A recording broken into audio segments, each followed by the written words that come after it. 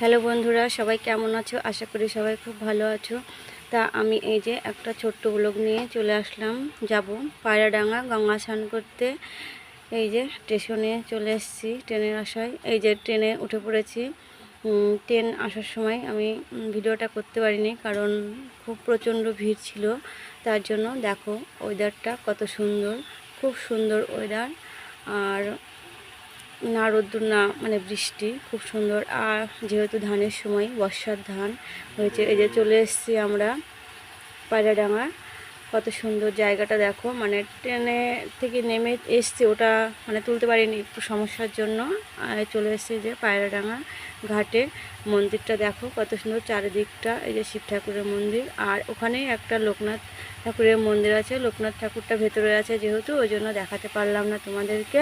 তা বাইরের দৃশ্যটা দেখো কত সুন্দর। আর সবচেয়ে